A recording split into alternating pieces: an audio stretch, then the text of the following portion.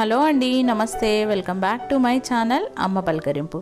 ఈరోజు వీడియోలో మనం క్యాస్ట్ ఐరన్ వస్తువులను ఎలా సీజనింగ్ చేయాలి, ఎలా మెయింటైన్ చేసుకోవాలి అనేది చూద్దామండి. సో వీడియో లాస్ట్ వరకు చూసినట్లయితే మీకు ఫుల్ ఇన్ఫర్మేషన్ అనేది తెలుస్తుంది. సో క్యాస్ట్ ఐరన్ అంటే మళ్ళీ చాలామందికి తెలుసండి, పోత ఇనుము వస్తువులు అంటారు.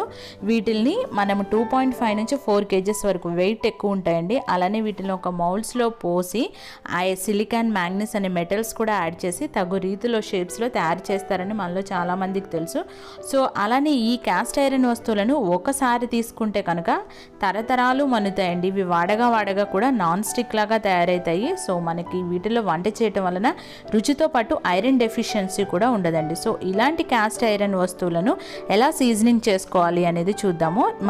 మనం తీసుకున్న ఐటమ్స్ ఏదైనా కానీ, క్యాస్ట్ ఐరన్ కానీ, ఐరన్ కూడా ఇదే విధంగా మనం సీజనింగ్ చేసుకున్నట్లయితే కనుక ఎక్కువ రోజులు మనం యూస్ చేసుకోవడానికి ఈజీగా వచ్చేస్తుందండి. సో మనం ఇక్కడ చూస్తున్నట్లుగా ఒక బౌల్లోకి నేను ఆయిల్ తీసుకున్నానండి. కుకింగ్ ఆయిల్ తీసుకోవచ్చు, లేదు అంటే మనము ఆముదం క్యాస్టర్ ఆయిల్ కూడా యూస్ చేయొచ్చండి. దానిలో కొంచెం 1/2 టేబుల్ స్పూన్ సాల్ట్ యాడ్ చేసుకుని ఈ విధంగా సిలికాన్ బ్రష్ కానీ, లేదంటే మనం tissue paper, cloth, cotton cloth దేనితోటైనా కానీ మొత్తం ఈ విధంగా రబ్ చేసుకోవాలండి. ఆయిల్ మొత్తం మనం తీసుకున్న వస్తువులకు పట్టే విధంగా ఈ విధంగా ఐటమ్స్కి ఇది ఇలా మనకి మూకిడి తీసుకున్న అంటే బాండిల్లో కానీ, క్యాస్ట్ ఐరన్ వాటిలో దేనికైనా కానీ మనము ఫస్ట్ ఇదే విధంగా చేయొచ్చండి. లేదు అంటే మనకి డైరెక్ట్గా ఆల్రెడీ సీజనింగ్ చేసినవి కూడా వస్తున్నాయి.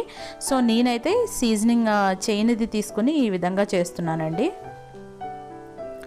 సో తర్వాత దాన్ని 2 days వరకు అలానే ఆయిల్ తోటి అలా ఉంచిన తర్వాత 2 days తర్వాత మనకి ఈ విధంగా వచ్చేస్తుందండి.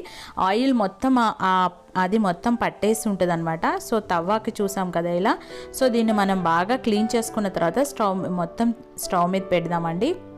మొత్తం క్లీన్ చేశాక మనం ఇలా స్టవ్ మీద పెట్టుకుని దానికి ఆయిల్ని అప్లై చేద్దాం. ఈ విధంగా ఆయిల్ మొత్తం అప్లై చేసిన తర్వాత బాగా హీట్ అయ్యాక ఇలా మనం ఆనియన్ తీసుకుని మొత్తం ఈ విధంగా రబ్ చేస్తే సో మనకి దీనికి ఉన్న డస్ట్ కానీ, సో ఈ ఏమైనా పార్టికల్స్ ఉన్నా ఇది మొత్తం క్లియర్ అయిపోయి మనకి యూస్ చేసుకోవడానికి, దోశలు వేసుకోవడానికి, కర్రీస్లో అదే బాండీలు అయితే కర్రీస్కి అలా మనకి రెడీగా ఉంటుందండి. సో ఈ విధంగా చేస్తున్నాం కదండి. ఇక్కడ ఇది ఈ విధంగా మొత్తం చేసిన తర్వాత సో మొత్తం చుట్టూ ఎక్కడ ఏ ప్లేస్ వదలకుండా ఈ విధంగా మనము ఆనియన్ తోటి ఇలా రబ్ చేసేసి దీన్ని ఇప్పుడు మనం మళ్ళీ ఒకసారి వాష్ చేసుకుంటే, మొత్తం ఆరిపోయాక ఒకసారి వాష్ చేసుకుంటే సరిపోతుందండి. సో ఇవి మనకి ఇంకా యూజ్ చేసుకోవడానికి రెడీ అయిపోయినట్లే, సీజన్డ్ అయినట్లే.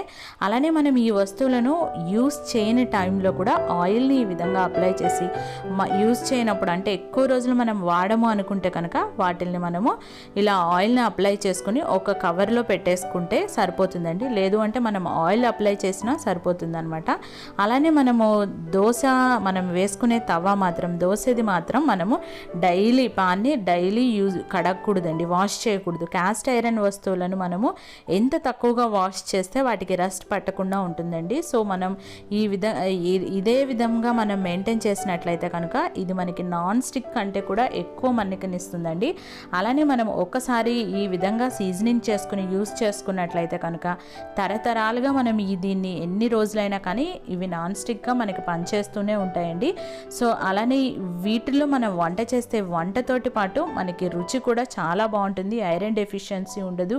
క్యాస్ట్ ఐరన్ వస్తువులను మిగిలిన వాటిలా కాకుండా కొంచెం ఈ విధంగా మనము సీజనింగ్ చేసుకుని మనం మెయింటైన్ చేసినట్లయితే కనుక సో నాన్ స్టిక్ కంటే కూడా మనకి చాలా రోజులు మన్నికనిస్తుందండి. సో ఈ విధంగా సీజనింగ్ చేసుకుని యూజ్ చేసుకున్నట్లయితే కనుక సో మనకి లైఫ్ లాంగ్ కూడా ఉంటాయండి ఇవి. సో ఒక్కసారి క్యాస్ట్ ఐరన్ తీసుకున్నట్లయితే ఐరన్ డెఫిషియన్సీ అనేది ఉండదు. అలానే ఫుడ్ కూడా చాలా టేస్టీగా ఉంటుందండి మనం దీనిలో క్యాస్ట్ ఐరన్ వాటిలో కుక్ చేసుకున్నట్లయితే కనుక. సో మీరు క్యాస్ట్ ఐరన్ తీసుకోవాలి మీ కిచెన్లోకి అనుకుంటే కనుక నేను డిస్క్రిప్షన్ బాక్స్లో లింక్ ఇస్తానండి. సో కొరియర్ ఫెసిలిటీ కూడా ఉంది. ఐ హోప్ ఈ వీడియో క్యాస్ట్ ఐరన్ గురించి చూసే వాళ్ళందరికీ యూస్ఫుల్గా ఉంటుంది అనుకుంటున్నా. ఇంకా డౌట్ ఉన్నట్లయితే కనుక కామెంట్ చేయండి. నచ్చినట్లయితే లైక్ చేయండి, షేర్ చేయండి, అలానే సబ్స్క్రైబ్ చేసుకోండి. Thank you for watching. Stay safe, stay home.